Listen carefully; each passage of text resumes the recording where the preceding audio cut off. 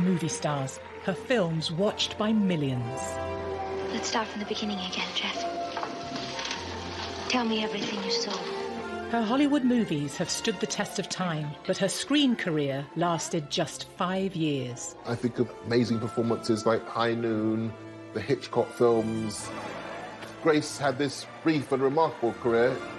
Grace Kelly projected onto the screen this kind of untouchable image, and at the same time, she's available. Tabloid rumours pursued Grace Kelly throughout her life. She had to issue a public statement to Hollywood saying she never meant to have an affair with a married man. At the height of her fame, she surprised everybody, swapping her Hollywood royalty for real royalty. Now, by civil authority and by the church, Prince Rainier and his film star bride have been pronounced man and wife. When the wedding did come, it really was an unparalleled event in terms of glamour and significance. Her star quality transformed the fortunes of Monaco, the tiny principality on the French Riviera. A picture queen meets her new subjects and is greeted by them in turn.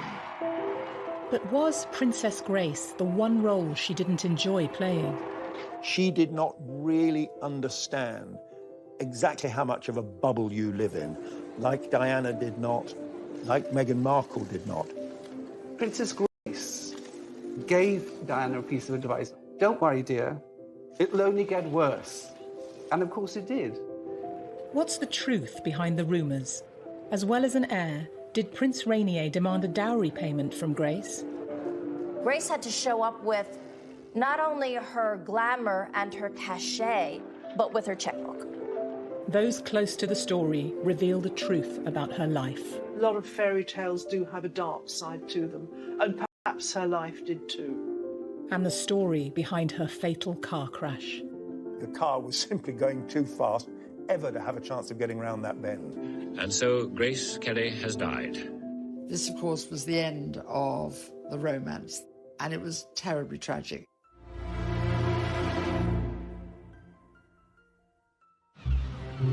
In 1956, the tiny Principality of Monaco was to have a new princess, and the world's media went wild. When news broke that Grace Kelly was to marry this European prince to become a bona fide princess, I think Hollywood was enchanted. It was one of the first truly global media events.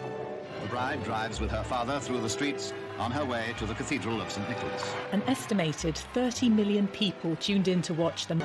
Some of this wedding footage is newly unearthed. It's thought it's not been seen for years. It turns out to be one of the royal spectaculars of the mid-20th century. 600 people in the Monaco Cathedral, a lot of Hollywood greats there, Ava Gardner, Cary Grant, David Niven, Aristophanes Onassis is there. Hollywood just loved it. It was notable that MGM made Grace Kelly a present of the wedding dress. It was designed by a Hollywood designer, Helen Rose, with a huge amount of work and a huge amount of fabric. Now, by civil authority and by the church, Prince Rainier and his film star bride have been pronounced man and wife. Grace was just 26 when she stepped down from Hollywood to marry her very own Prince Charming. Rainier had taken the throne 7 years previously, but the Grimaldi royal family had ruled for 700 years. It's easy to think of the marriage to Rainier as this attractive fairy tale package, but actually it was a monumental decision. She left the country of her birth, where her family lived, in order to marry this man. And it's an incredibly strong and brave decision to make. An international playground, this coastline along the blue Mediterranean has become the mecca for those who have been captivated by its charm. Monaco, a glamorous destination for the world's elite. Smaller than New York's Central Park, it's one of the most densely populated sovereign states in the world. Monaco had no income tax. Its principal revenue came from Monte Carlo's famed gambling casino. The income more than covered the tiny country's needs. It nestles between the Mediterranean and France. Monaco is a country in its own right. It's defended by the French government militarily, But for that to continue, there had to be an heir from the reigning prince. There was this clause that if he didn't have an heir, then Monaco would go to the French Republic. The actress was now Her Serene Highness Princess of Monaco. But before her marriage, she'd been the Queen of Pictures and ahead of her time. We've seen with Meghan Markle how difficult it is for somebody from Hollywood to adapt to a country in Europe. But if you can imagine going back all those years to somebody who was one of the biggest names in Hollywood, moving to a tiny principality where she was the member of a royal family that literally lived in a bubble, it must have been quite extraordinary. He joins Paramount Pictures president Barney Balaban and Mrs. Balaban. Hollywood in the 1950s was in its heyday. Run by the big studios, it sold a glamorous dream as it churned out pictures for the silver screen full of beauty and style. Grace's was not the usual showbiz rags to riches story. She was from a wealthy family from Philadelphia. She'd modelled before being spotted on Broadway and landing her big break in the iconic genre-defining western, High Noon. And will the bride and groom kindly step forward? Grace Kelly was cast as the wife of Gary Cooper in High Noon. And you look on the screen, you can see she's at least 20, 25 years younger than he is. Please, Will, if you just tell me what this is all about. What Grace Kelly embodies with that Puritan look, the bonnet on her head, that kind of Quaker cleanness, is the moral compass of the town itself. Rumours of on-set romances with her sometimes married leading men became commonplace in the tabloids. Hollywood tended to cast her opposite actors twice her age. Grace Kelly was the opposite of the image that she projected, and a lot of Hollywood wives were not happy with that, but she did what she wanted to do. In the 50s, women had to be pure and untarnished. Grace was a bit of a rebel, but took her craft seriously. Director Alfred Hitchcock would cement her in the public's consciousness forever as the cool, icy blonde.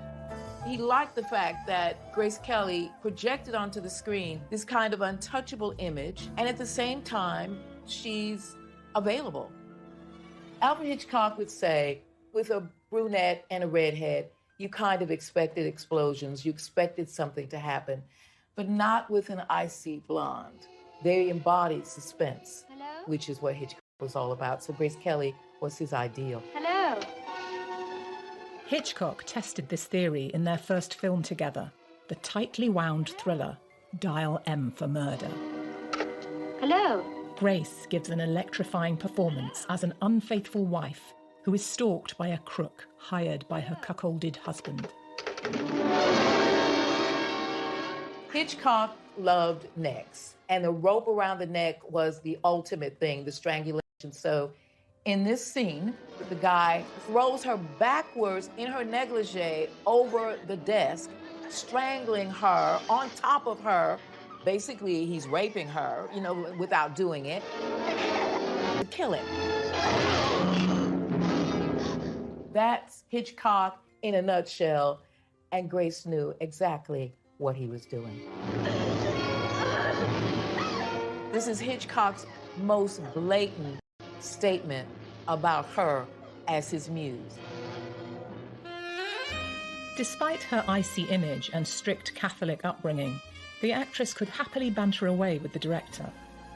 He used to try and shock her by telling bawdy jokes, and he loved how she responded. Famously, he said, "Do I shock you, Miss Kelly?" She said, "Oh no, I went to a girls' convent school, Mr. Hitchcock. I heard all those things by the time I was 13. Grace was always seen as this perfect 1950s lady. But deep down, she was a very independent and driven person. And, she wasn't afraid of having a sex life. She wasn't afraid of having affairs. She wasn't afraid of following her heart. Grace followed her heart during filming on Dial M for Murder and had an affair with her on-screen husband, Ray Milland.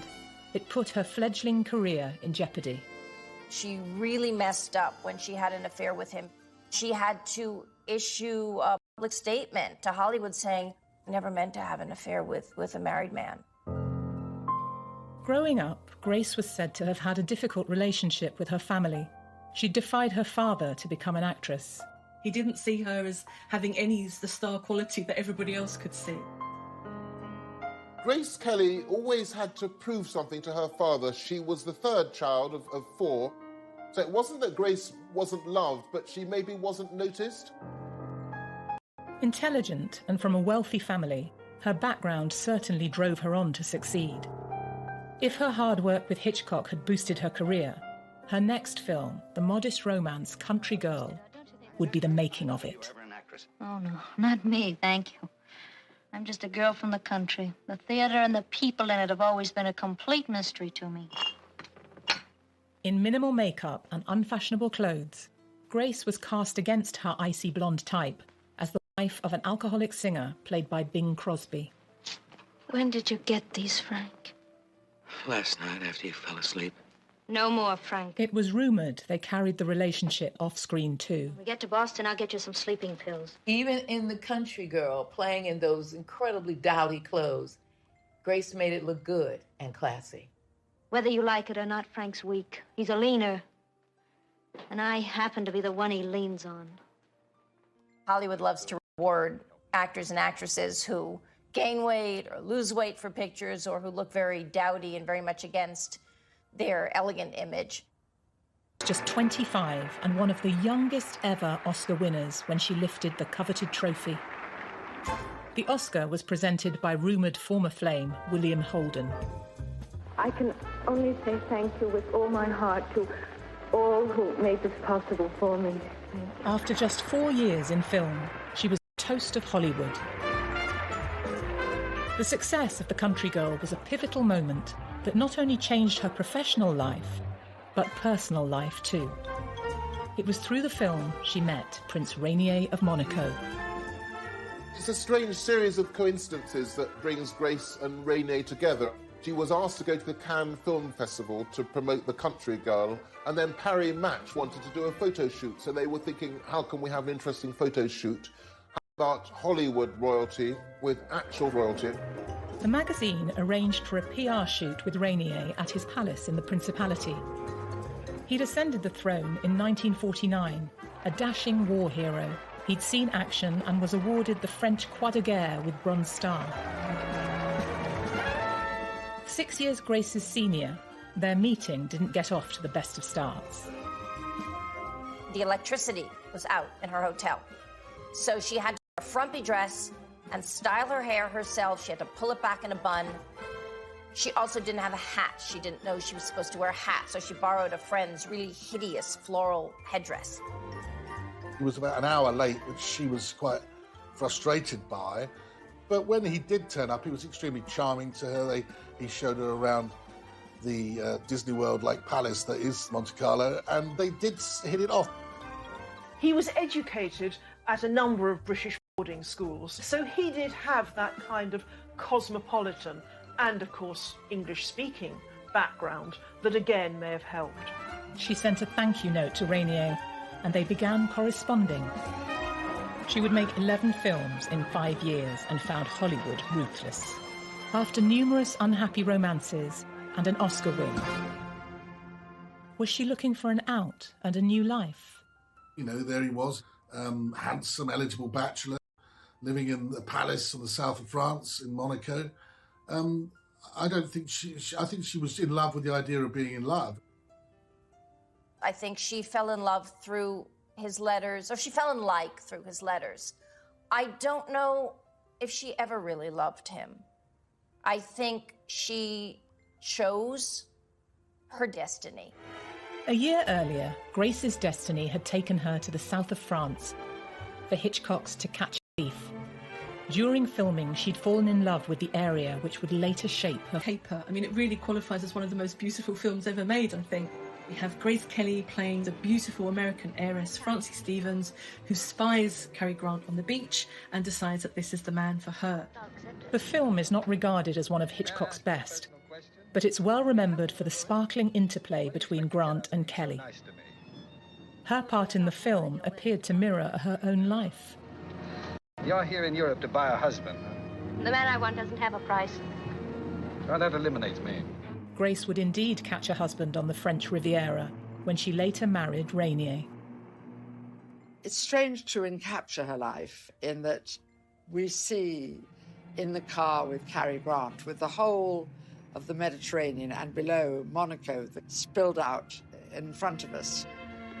Oh, lovely day. Have you ever seen any place in the world more beautiful? Well, she doesn't know at this time, but she's pointing to the beautiful pink palace of Monaco, where she would become the princess. At 26, Grace had it all.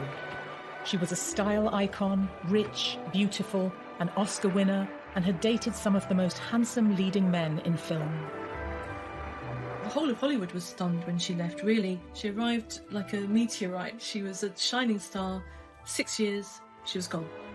She turned her back on Hollywood when she landed the biggest role of her life, as Princess Grace of Monaco. But was it a part she would later regret playing?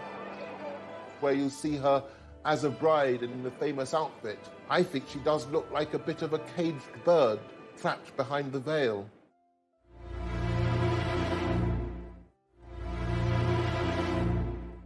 The Principality of Monaco, an independent state with its own rulers and its own laws. Monaco was already well known for attracting the jet set. An international playground, this coastline along the blue Mediterranean has become the Mecca for those who have been captivated by its charm. Its new ruler, Prince Rainier, was the only son. He'd become the direct heir on his 21st birthday. He now wanted to make his principality the ultimate paradise. Not just for millionaires, but wealthy tourists too. Cameras are not allowed to show the faces of gamblers in the casino. Greek shipping tycoon Aristotle Onassis was one of the principality's big players. It's often said that Mr. Onassis now controls Monte Carlo. Is that true? His headquarters for his ships and all that are here in Monte Carlo, but he never owned Monaco or anything like it. Is he friendly with Prince Rainier? Why, yes. It's rumoured the prince's friend hatched a plan to enhance Rainier's and the principality's fortunes. So what you really need to do is marry a movie star, and that will bring back all the glamour to Monaco. So Onassis himself created a short list of actresses for Rainier to marry.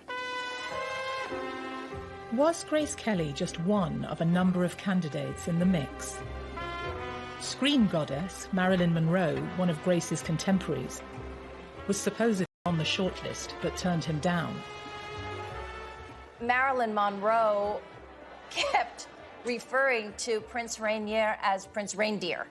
Whether she did it because she was playing dumb or whether she really did not want to give up a movie career, who knows? But she kept saying, well, I don't know if I want to marry Prince Reindeer.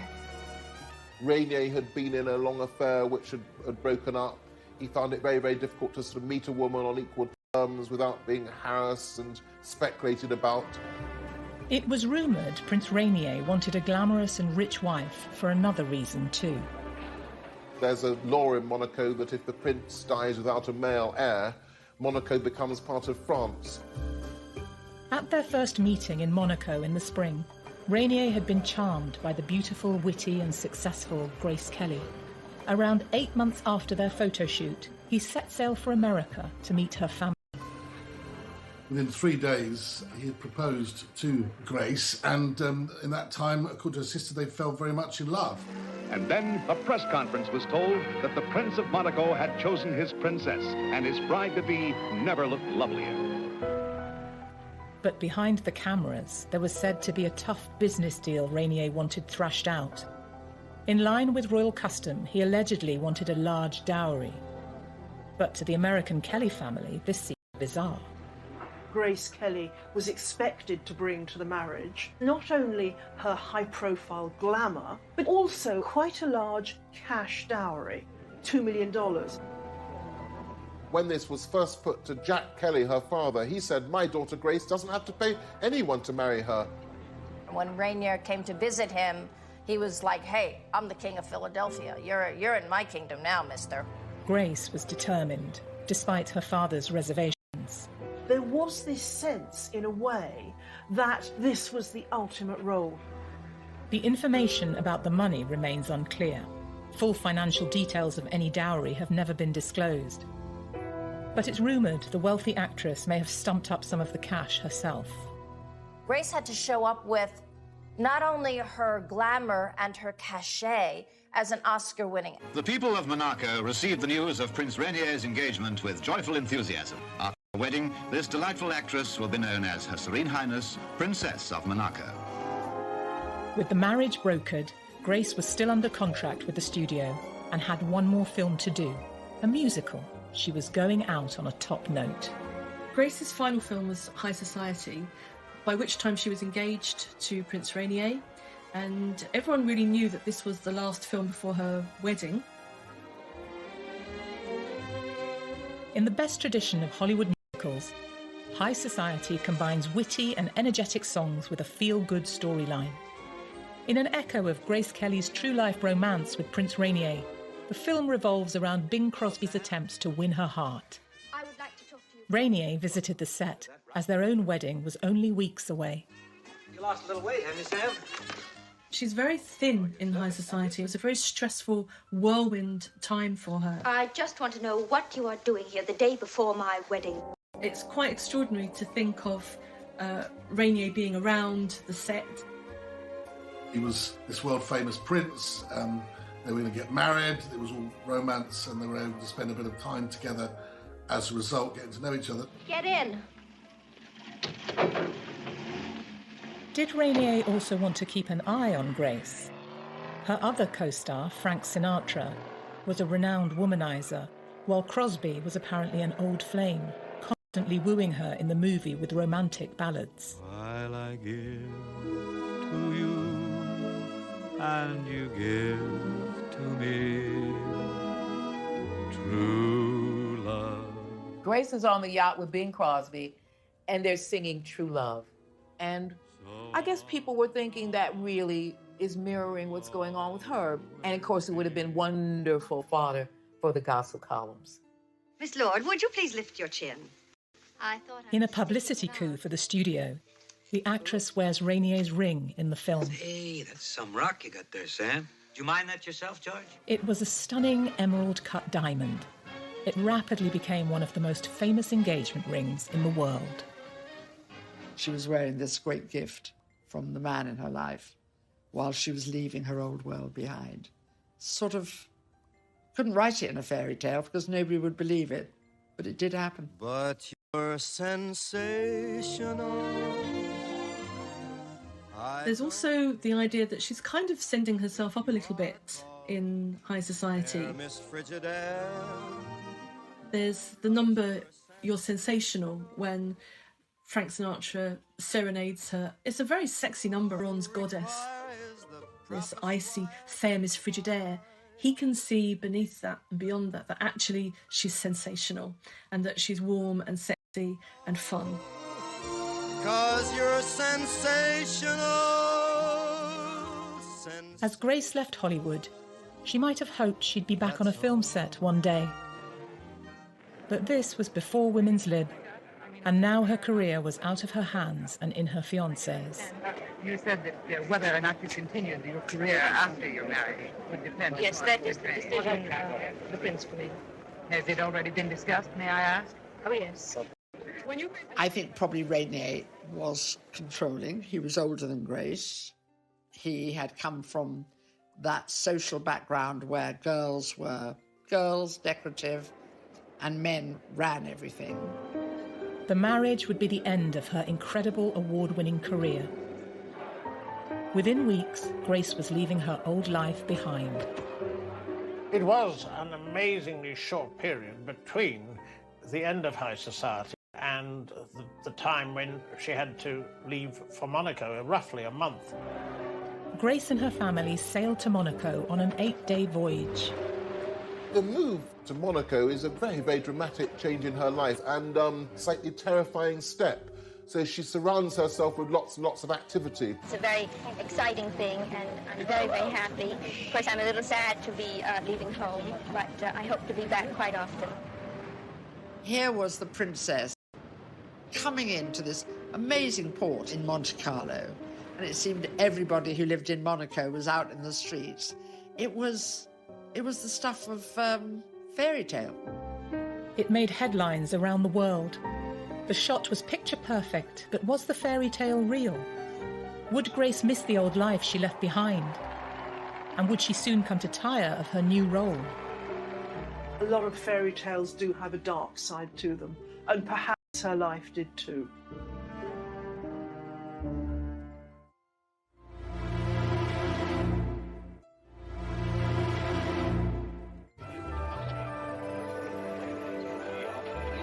In little more than 5 years, Grace Kelly had grown from obscurity on the New York stage to being a world-famous Oscar-winning movie star. And now her life story was about to take a more romantic twist as she became a real-life princess. Joyous day of the religious wedding. It's 10:30 and the morning sun shines brightly. Grace married Prince Rainier in Monaco over the course of 2 days in April 1956 in both civil and religious ceremonies, an event now... All eyes are on her, an entrancing picture in her magnificent gown as she takes her place before the high altar.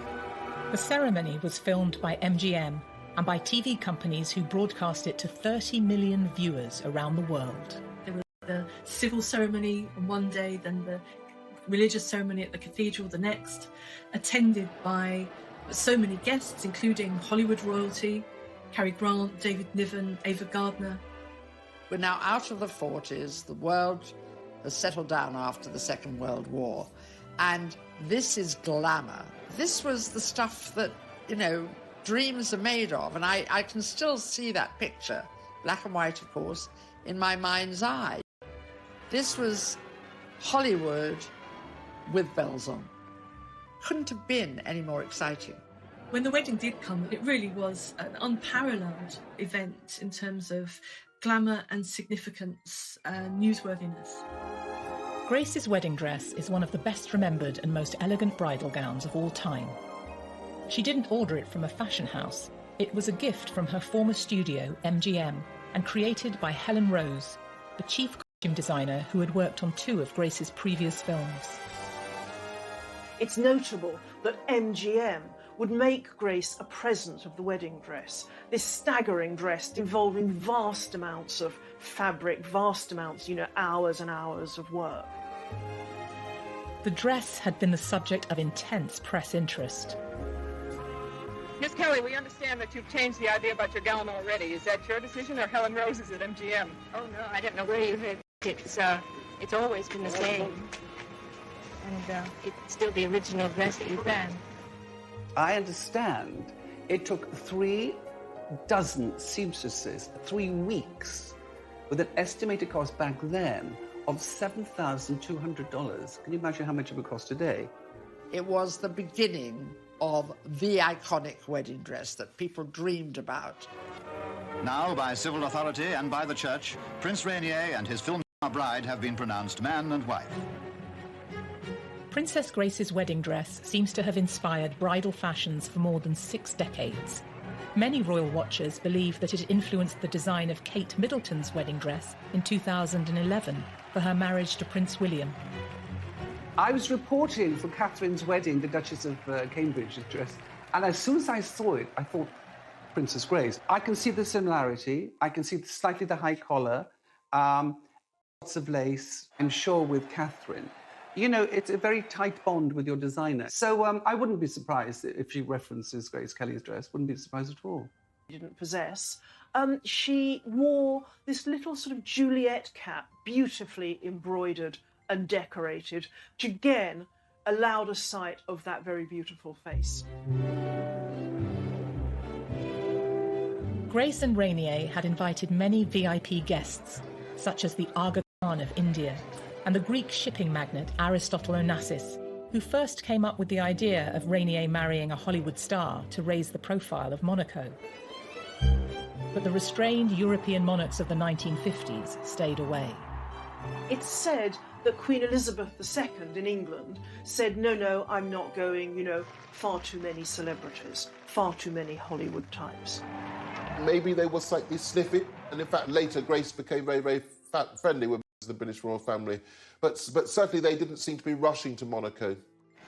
Yes, indeed, it certainly was a great day in the long history of the Principality.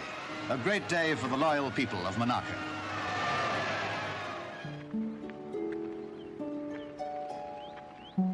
Prince Rainier and Princess Grace's first child, Caroline, was born on the 23rd of January 1957, prompting Monegasques to ring church bells. The couple went on to have 2 more children, Albert and Stephanie. Caroline, their eldest child, was born 9 months, 4 days after their wedding. So they were very keen to be parents and very keen to provide an heir. And so from really before they'd even celebrated a year together, they were already mother and father to somebody. They then had to live every day, like all of us do, with the ups and downs of every day. At the moment, the little Principality is waiting for news of another birth of the palace. News which will be proclaimed by a gun salute. 21 for a girl, 101 for a boy. Grace had been an ambitious film star, but as a commoner who married into a royal family, she found herself working hard to fit into her new role, even hiring a private French tutor.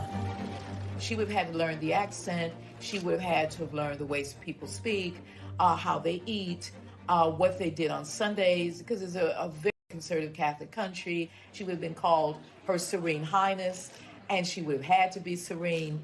So all of that must have taken a toll on her. Whatever the stresses of her new royal life, Princess Grace continued to be a role model for generations to come.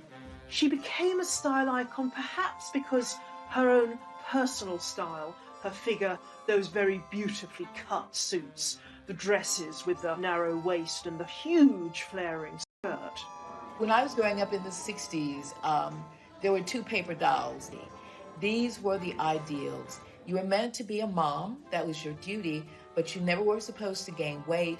You were supposed to make it all look flawless and beautiful. And that's what we were meant to grow up to be. Perhaps the most enduring fashion statement associated with Princess Grace is the Hermès bag that was named in her honour. When you saw Grace Kelly travelling, apart from the luggage, she always had with her an Hermès handbag. Some would say to hide perhaps her pregnancy from the public, but it was always there, and it's quite a significant look. It became so popular that Hermès turned around and called it the Kelly bag, which today it costs a fortune. She liked dark brown and navy and crocodile, which is a little controversial. On their engagement, Grace and Rainier had announced that she would stop making films after the wedding. But rumours circulated of tensions in the marriage, that Rainier banned Grace's films from being shown in Monaco and tried to buy up all the copies. As with so much about Grace and Rainier, there's rumours that Rainier banned the films, but I'm not sure that that's convincingly the case, because the films were out there. I mean, she made some of the greatest films in movie history. It's like it's great in a story that somebody's made up third hand. The idea that he's going to ban Mogambo or To Catch a Thief or whatever is sort of ridiculous. It seems that she hadn't quite realised how completely she would have to give up her career. Because it wasn't that long into the marriage that Alfred Hitchcock came calling with a very, very spectacular role. In 1962, Alfred Hitchcock offered Grace the chance to make a 4th film together. The title character, Marnie, would have been her greatest acting challenge yet. But when news broke of her casting, it caused an outcry. The Monegasques didn't want their beloved princess in a Hollywood film. They certainly wouldn't have, I suspect, if they'd known that there was a rape scene in the film. Despite the controversial script, Rainier was apparently relaxed about his wife taking part. But Grace was forced to withdraw after suffering a miscarriage, the second since the birth of their son Albert in 1958. She wrote to her friends saying that it was a catastrophe and she was very, very shaken. She also then wrote to Hitch and said, "I'm terribly sorry, I can't do the film." He said, "It's only a movie, I entirely understand why." Alfred Hitchcock eventually cast Tippi Hedren in Grace's role. The devout Monegasques might have found the trauma. Sean Connery rapes Tippi Hedren in this film. It's in a marriage, and in those days, that rape didn't exist legally in marriage. But that's what happens. Of course, we can't see it, but it's implied.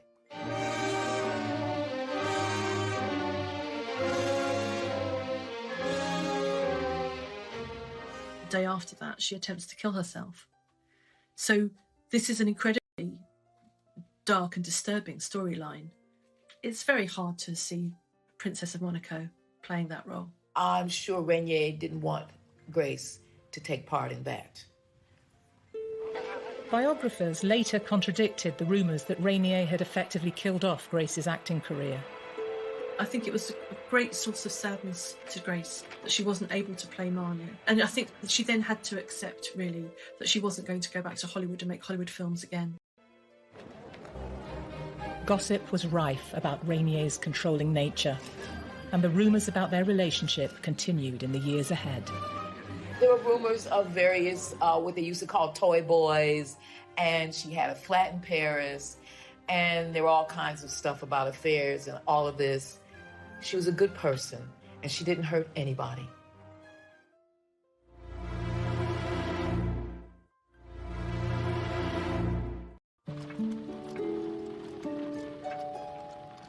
After turning down the role of Marnie in Alfred Hitchcock's 1962 film, Princess Grace never again returned to screen acting. She balanced her time as the wife of Prince Rainier, the mother of 3 children, and her various state duties. During the 1970s, she made tours of Europe and America, performing classics of literature to sell-out audiences. Grace was continually looking for ways to express herself creatively, and she had hobbies. She created pressed flower arrangements, and these are actually published in a book. And she also did poetry readings.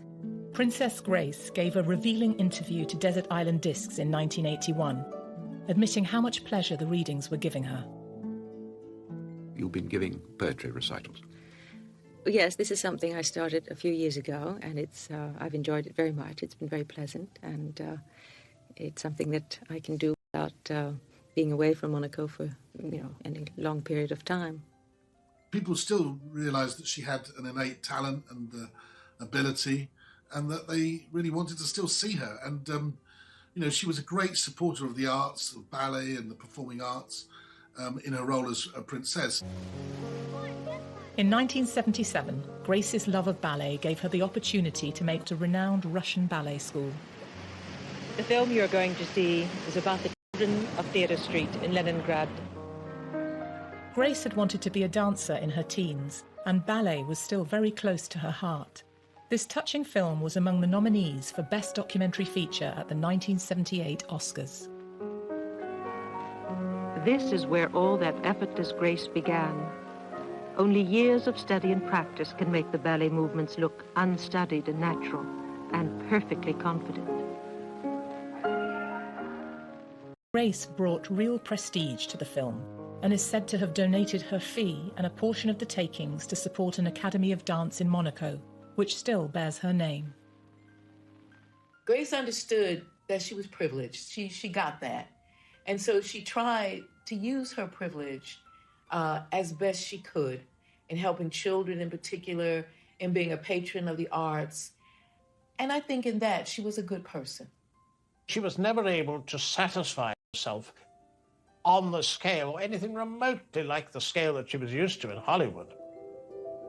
Grace's creative pursuits were often framed in the press as her desperate attempts to escape from a controlling husband. I think there's no question that there were undoubtedly ups and downs, because she was trapped in a gilded cage by the very nature of the job. You could think of it as a gilded cage. I don't think her life was like that at all. And I think she was actually a very hard-working and professional person all her life. There were reports that Rainier and Grace endured a loveless marriage, and rumours that both were having affairs, which had been repeated in numerous books and tabloid articles. It's a shame in a way that if you're a famous and beautiful person, anytime you're photographed with somebody, it's assumed that you're being intimate with them. They're often just friendships. There were rumors of various, what they used to call toy boys, and she had a flat in Paris, and there were all kinds of stuff about affairs and all of this. She was a good person, and she didn't hurt anybody. In her lifetime, Princess Grace was aware of all these unproven stories and felt powerless to stop them. She understood that public figures are subject to press speculation, but sometimes she pointed out the excesses of tabloid invention, as in this frank interview from 1982. You know, if you believe some of the things, I would have had at least 52 babies by now. For many years I was always expecting a baby, according to the press, or that my husband and I are constantly being divorced, which also is not the case. To put words in our mouths that are not true, or to quote us on things that we have never said, then I resent that.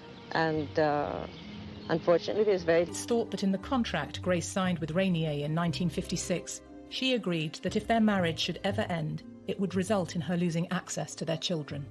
Divorce was an impossibility, because if she had divorced, the children would stay with her husband, that she wouldn't even necessarily have access to them, because they would be regarded as part of the Monaco's royal establishment.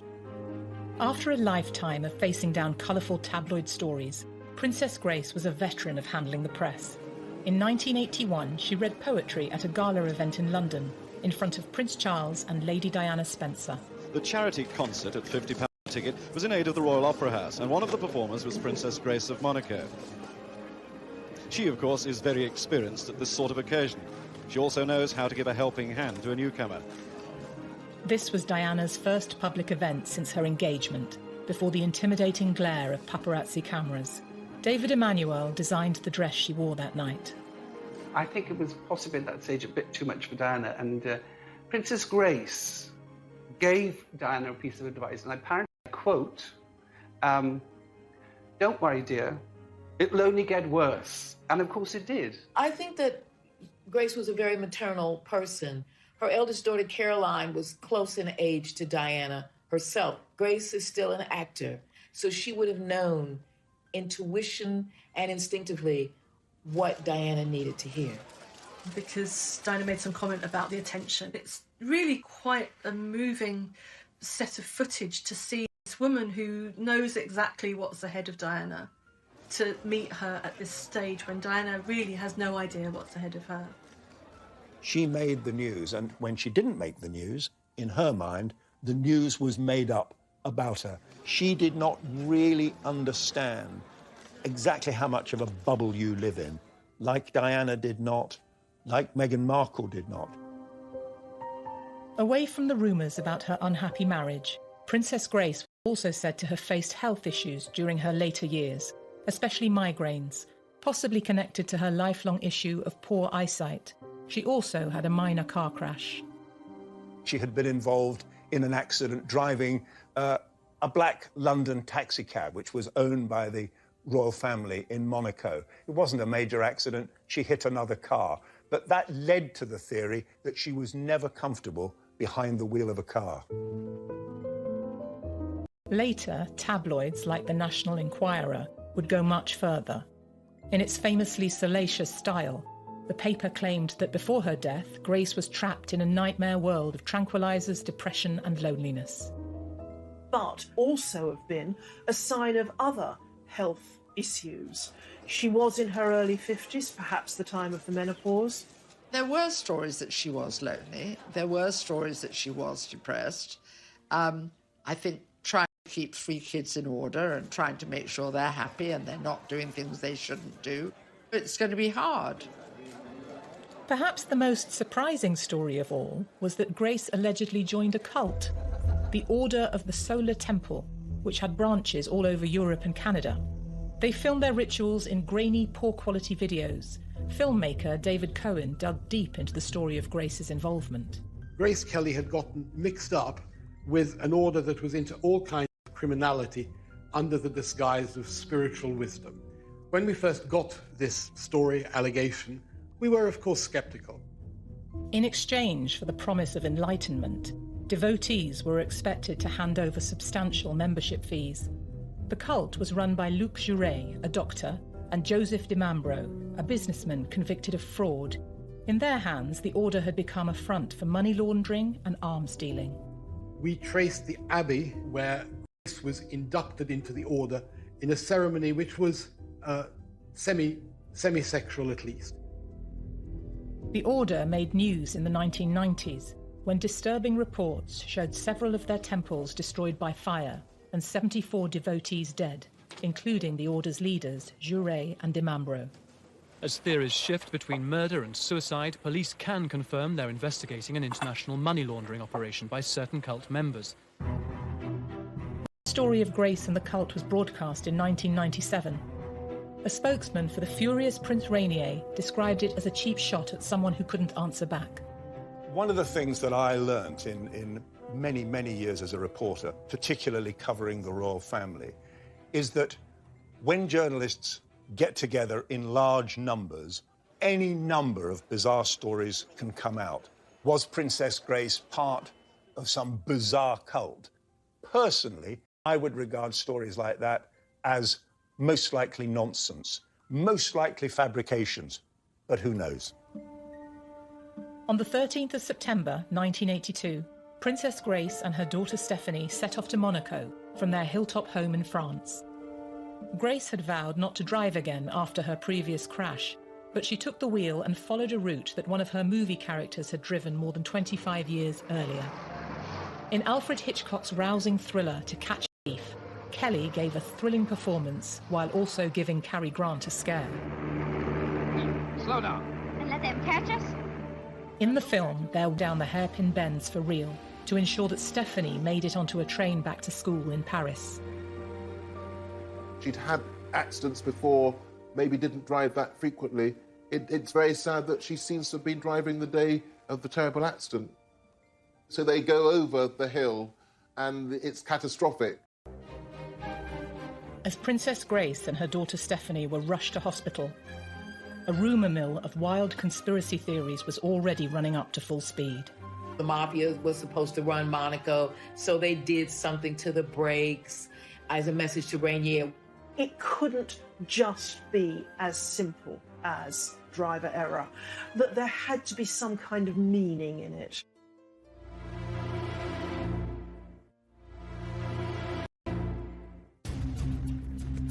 Princess Grace and her 17-year-old daughter, Stephanie, had plunged more than 120 feet down a cliff face in France and crashed. They were rushed to hospital and initial reports suggested both were stable. Television news reporter Tim Hewitt was sent to cover the accident.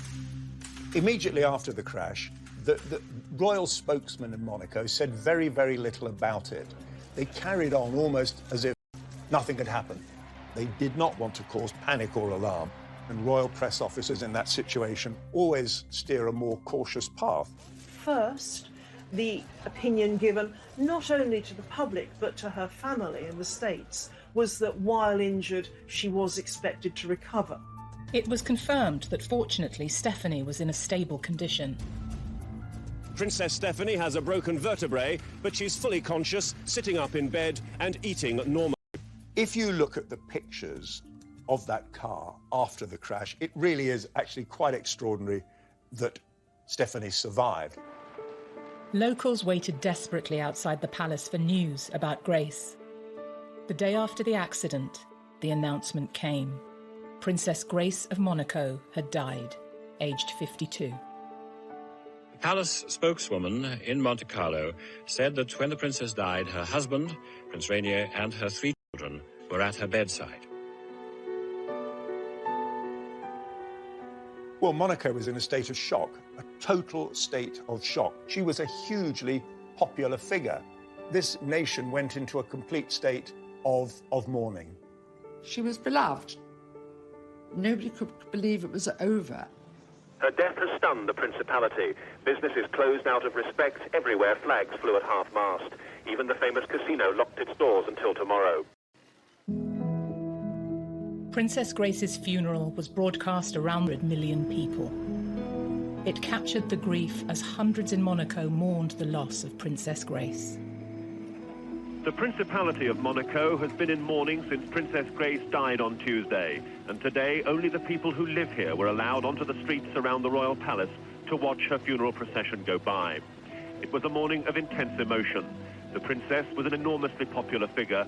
Her death has come as a painful blow.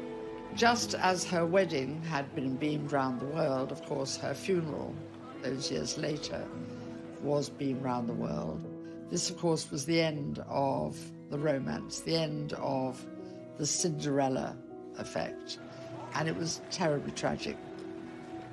Whatever mystery may surround the death of Princess Grace is for the moment overshadowed by grief.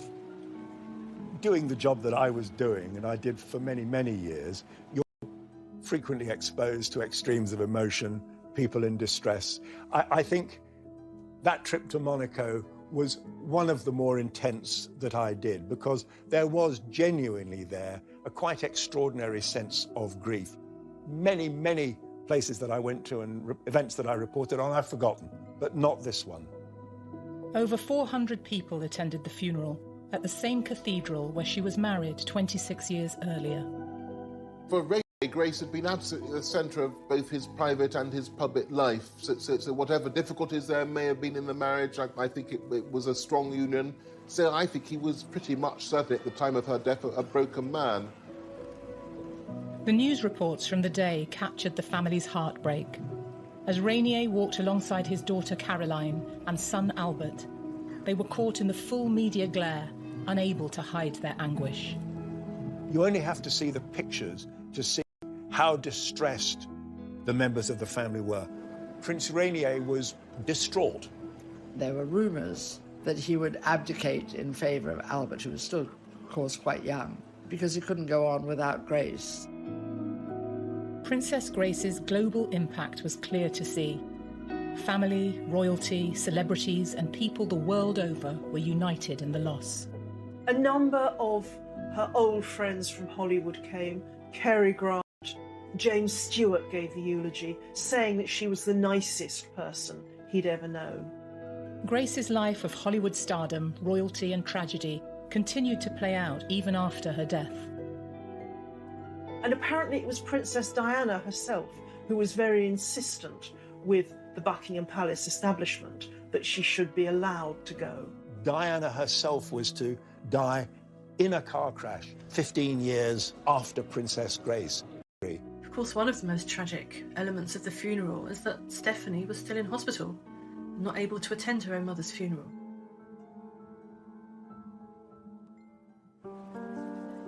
Following Grace's death, important questions were being asked. Was it an accident? And what really caused the crash that claimed her life? The big rumor at the time was that her younger daughter, Stephanie, was at the wheel, actually, and she lost control of the car. Stephanie eventually said, "I've actually lived through the last moments of her life. Can I please be left alone?"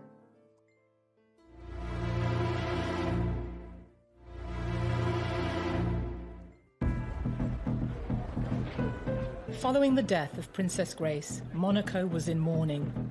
But immediately, questions were being asked about what caused the accident that claimed her life, and speculation spiraled. When someone that famous dies young and that suddenly, there's almost a feeling, as with the death of Princess Diana or of James Dean, both also car crashes, that it couldn't just be as simple as driver error. Oh, there were all sorts of rumors, like, the mafia was supposed to run Monaco, so they did something to the brakes. And then the kind of cult she was supposed to have been a part of, and she was going to blow the whistle on them, and so they took care of her, stuff like that. The palace insisted brake failure had caused the crash. But questions were asked as to why Grace was driving at all.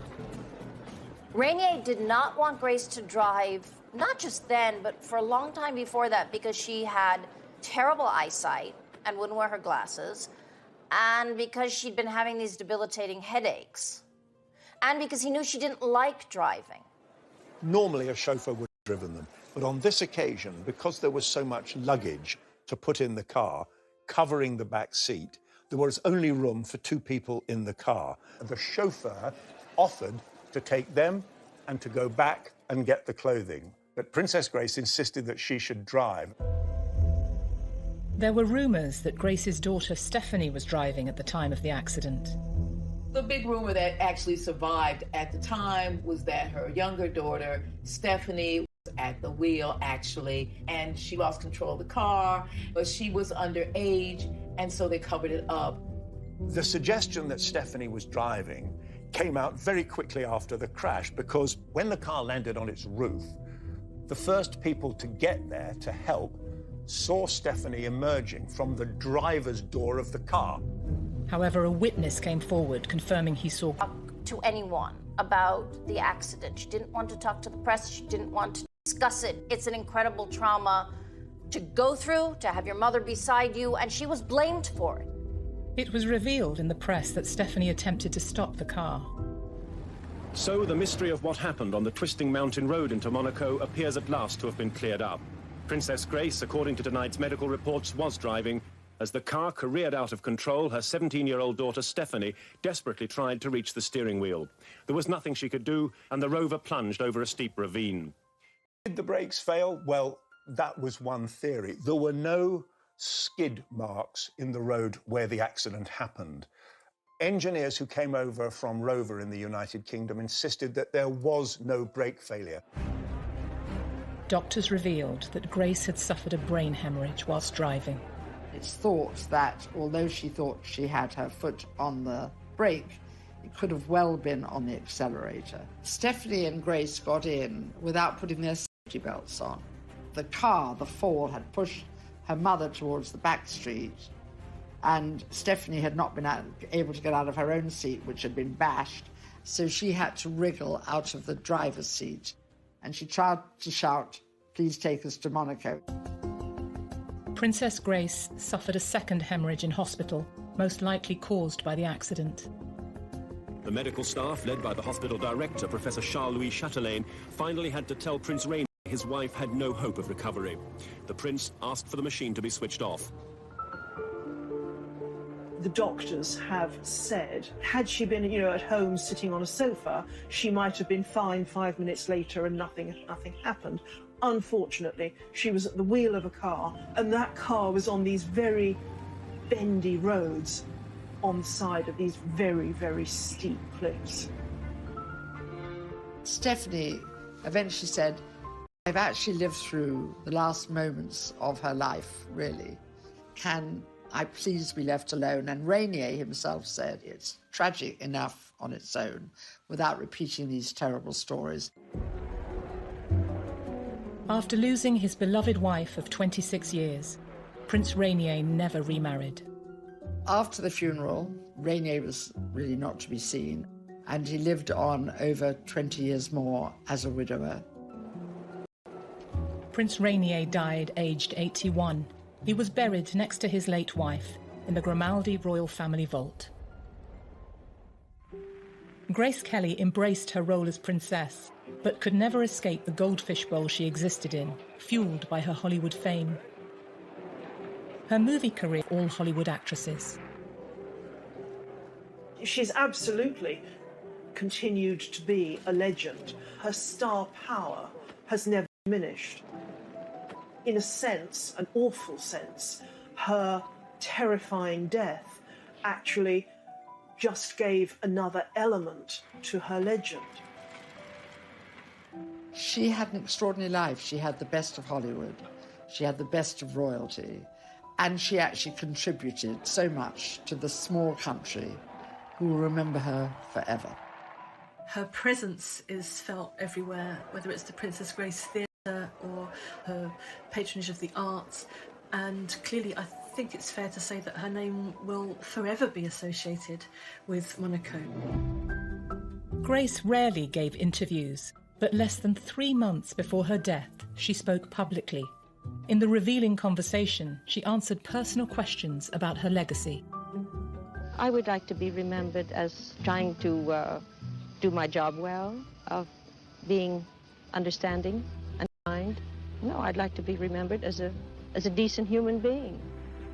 When we say that Princess Grace was the ultimate fairy tale heroine. Perhaps we remember that fairy tales do have a darker side to them too. It does really seem as though she is someone for whom all the fairies aligned to give her all the gifts that, whether or not they gave her a perfectly happy life, gave her the kind of iconic status that lasts.